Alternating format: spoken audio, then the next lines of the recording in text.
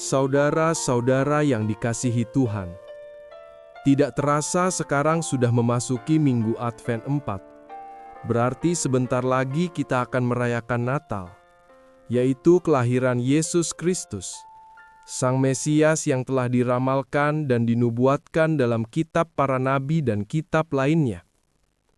Bacaan hari Minggu ini menceritakan tentang kelahiran Yesus Kristus menurut Matius, nubuat Nabi Yesaya tentang kelahiran Immanuel, dan surat Paulus yang menegaskan bahwa Yesus Kristus adalah Mesias yang dijanjikan. Bacaan pertama menggambarkan situasi politik pada masa pemerintahan Raja Ahaz, Raja Yehuda. Pada waktu itu Raja Ahaz sedang panik dan ketakutan, karena terjepit dalam ancaman dua kerajaan besar. Sebagai raja, Ahaz mempunyai beberapa pejabat atau pembantu yang dipercayainya. Selain itu, dia juga mempunyai pengetahuan, dapat berpikir dan mempertimbangkan banyak hal. Tetapi sayangnya yang menjadi pemikiran dan pertimbangannya adalah pemikiran manusia. Dengan logika dan pikirannya, peluang menang menjadi sangat kecil. Sehingga Raja Ahaz menjadi sangat ketakutan bahwa nanti kerajaannya akan hancur. Tuhan melalui Nabi Yesaya lalu menawarkan untuk meminta tanda sebagai jaminan bahwa Allah menyertai mereka. Tetapi Ahaz menolak dengan alasan, "Aku tidak mau mencobai Tuhan." Sepertinya kata-kata Ahaz tampak rohani, namun pada kenyataannya ia tidak mau percaya. Ketakutan kehilangan kekuasaan, mementingkan diri sendiri, keterikatan pada hal-hal duniawi, dan hanya melihat apa yang terlihat mata, malah membuatnya mengandalkan hitungan politik dan peperangan daripada penyertaan Allah. Padahal Allah telah terbukti selalu menyertai bangsa ini, sebagaimana yang sudah disampaikan dalam kitab suci. Meski Ahaz menolak, Tuhan tetap setia dan memberikan tanda bahwa seorang perempuan muda akan mengandung dan melahirkan anak laki-laki, dan ia akan menamai dia Immanuel, yang artinya Allah menyertai kita.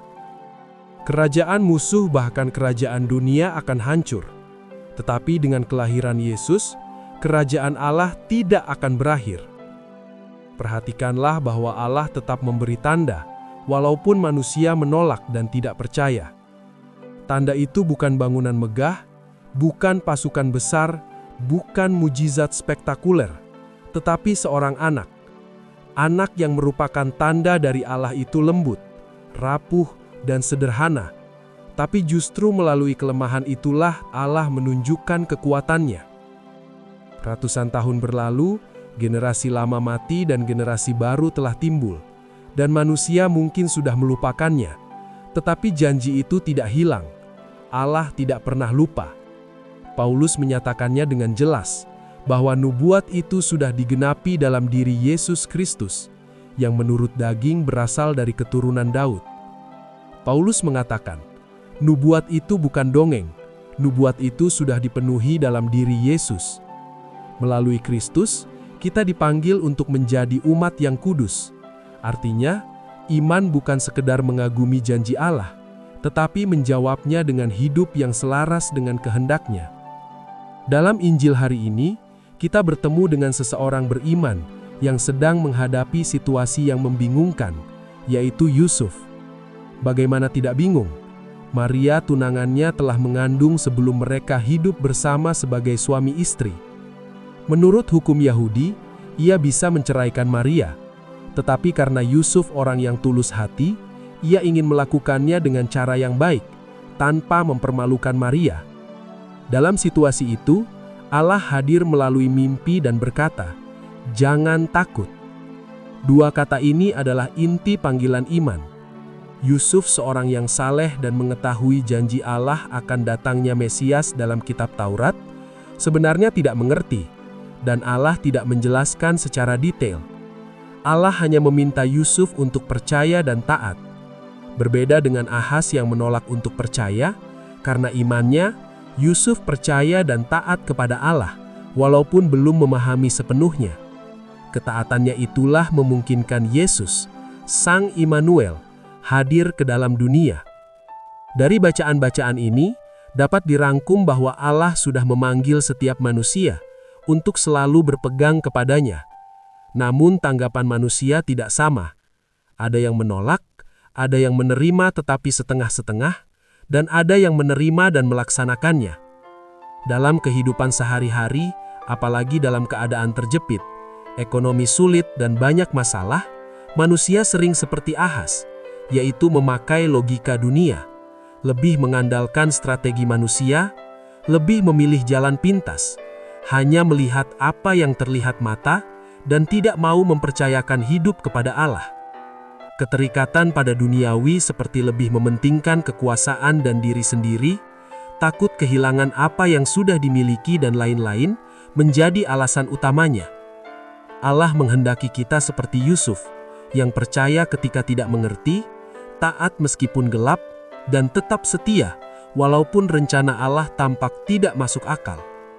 Dalam kitab suci banyak sekali tanda dan mukjizat yang dilakukan Yesus, Sang Immanuel, yang berarti Allah beserta kita. Apakah kita menyadari bahwa Allah menyertai kita? Apakah kita membuka ruang dalam hati untuknya?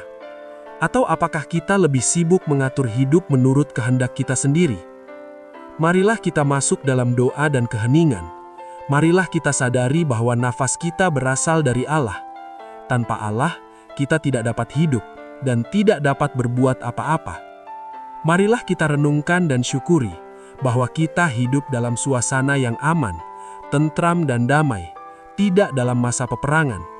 Itu adalah berkat Tuhan, bahwa kita masih bisa makan dan minum, beraktivitas, bekerja, beribadah dan bersosialisasi dengan keluarga dan orang lain tanpa ancaman dan ketakutan. Itu adalah berkat Tuhan dan tanda bahwa Allah menyertai kita. Seorang pastor pernah berkata, kalau kamu hadir di perayaan Ekaristi, tetapi kamu tidak menghayati makna dari setiap bagian dalam perayaan Ekaristi, maka semua itu hanya omong kosong belaka dan kamu tidak akan mendapatkan apa-apa. Buat apa kamu hadir tetapi pikiranmu di tempat lain? Hanya buang-buang waktu saja. Nikmatilah dan hayatilah dengan sepenuh hati setiap bagian dalam perayaan Ekaristi, maka kamu akan merasakan kehadiran dan penyertaan Allah dalam kehidupanmu.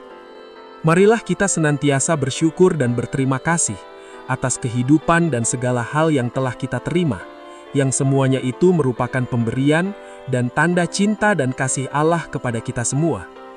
Semoga kita semakin dapat merenungkan, menyadari, merasakan, dan mensyukuri karya Allah dalam kehidupan kita sehari-hari. Tuhan Yesus menyertai dan memberkati kita semua. Amin.